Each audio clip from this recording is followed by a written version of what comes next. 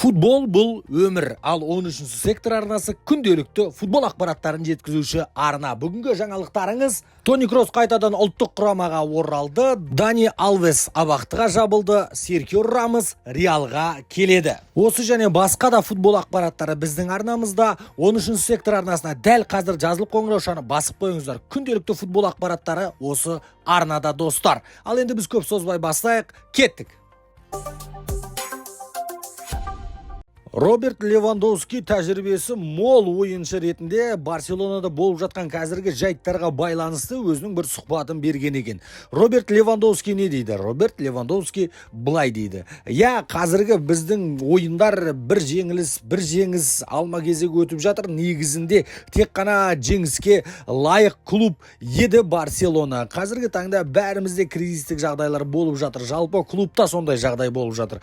Қазіргі таңда жасыл алаңда жарақат алып ойыншылар көптігінің кесірінен бізде жас ойыншылар көп шығып жатыр. Оларда сәл тәжірибе жетіспейді, бірақ та қолдарынан келгендерін жас ойыншыларда команда үшін жасап жатыр. Негізінде біздің ойын бірден емес, бірақ та жай болсын реттеліп келе жатыр. Жанкүйерлерді мен соған сендіргім келеді. Біз жанкүйерлер үшін, клуб үшін қолымыздан келгеннің бәрін жасаймыз. Осы маусымда ең болмаса бір кубок алуға бар күшімізді салып тырысатын боламыз, деді Роберт Левандовски. Енді осы маусымда Ла Лиганы алу керек, немесе Чемпиондар Лигасын алу керек. Енді Роберт Левандовскийдің айтуынша. Бірақ та бұл екі кубоктың екеуі де Барселона үшін мүмкін емес болып тұр. Қазіргі таңда мүмкіндік өте аз. Бұны Роберт Левандовски да біліп отыр, бірақ та біз аз екенін біле тұра қолымыздан келгеннің бәрін жасаймыз, тырысамыз, деді жанкүйерлерге. Ал енді нәтиженің қалай болғанын маусым соңында көре жатармыз.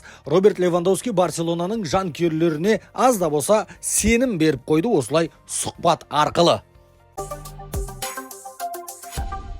Джейдон Санчо деген тамаша ойыншы бар дейміз ба, жоқ дейміз ба? Енді Дортмундтық Боруссияда кезінде жүрген кезде тамаша ойыншы болып көрінді. Манчестер Юнайтедке келді, бірақ та Манчестер Юнайтедте жолы болмады, немесе бағы жанбады, немесе Эрик тен Хаг Джейдон Санчоның соры болды деп айтсақ та болатын шығар. Эрик тен Хаг пен ерегестің арқасында бұл қазіргі таңда да Дортмундтық Боруссияда ойнап жүр, бірақ та Манчестер Юнайтедке қайтадан оралмауы екі талай. Меніңше бірақ жағдайда оралады. Егерде Эрик тен Хаг Манчестер Юнайтедтен қуылып кеткен жағдайда, бірақ та Эрик тен Хагқа қазіргі жаңа басшыларда, бұрынғы басшыларда сенеді, Эрик тен Хаг ешқайда кетпейді деп санайды. Сондықтан да Джейдон Санчо басқа клубқа баруы керек. Ал Дортмундтық Боруссия бұны сатып алу құқығымен алған жоқ, және де сатып алғысы келмейді, себебі өте көп жалақысы бар, өте үлкен сума сұрап отыр, қаржы сұрап отыр деп санайды. Енді Джейдон Санчо қайда барады? Дортмундтық Боруссия алмайды, Манчестер Юнайтедке қайта алмайды. Демек басқа клуб іздеу керек. Ал Джейдон Санчоға дәл қазір қызығып отырған клуб бар, ол Ювентус клубы. Италиялық басылымдардың айтуынша Санчоның агенттері мен Ювентус клубы келісіп жатыр. Егерде Санчо мен Ювентус клубы Санчоның жалақысын төмендетуге жалпы келісе алатын болса, Санчоның жалақысына Манчестер Юнайтедтен Санчоны 40 миллион евроға сатып алуға дайын екендерін жеткізді. Ал 40 миллион евроға Манчестер Юнайтедте Санчоны сатуға дайын қазіргі таңда. Жайымды айтсам жасырмай, жағдайым менің осындай деп отыр қазіргі таңда Джейдон Санчо.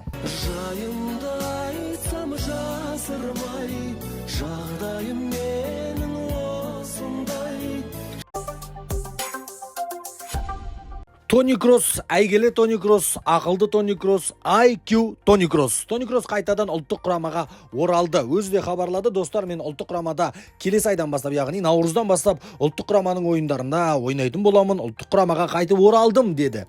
Неге деген сұрақ қоятын болсаңыздар, мені бапкердің өзі қалады, бапкердің өзі шақырды. Және де мен, егер де менің қолымнан келетін көмек болып тұрса, мен неге бас тартуым керек? Мен ұлттық құрамаға барайын, көмектесейін деп шештім, деді. Естеріңізге сала кетейік, 2021 жылы жазда Тони Кросс ұлттық құрамадағы мансабын аяқтаған болатын. Енді қайтадан оралды. Әлбетте ешкімде де өкініш жоқ, тек қана қуаныш. Тони Кросстың алаңға ұлттық құрамаға оралғанына бәрі қуанышты. Тони Кросс сияқты қиып тұрып, кесіп тұрып пас беретін ойыншы ұлттық құрамаға керек. Тони Кростың пас берудегі статистикасы 95%-ға діттеген жеріне жетеді. Бұндай ойыншы барлық жерге керегі анық. Германия ұлттық құрамасының жанкүйерлері болса, Тони Кростың жанкүйерлері болса, осындай қуанышты жаңалықпен құттықтап қойсақ болады. Дани Алвес бұрынғы Бразилия ұлттық құрамасының ойыншысы, Барселона, Ювентус, ПСЖ-ның ойыншысы 4,5 жылға бас бостандығынан айырылды, сотталды.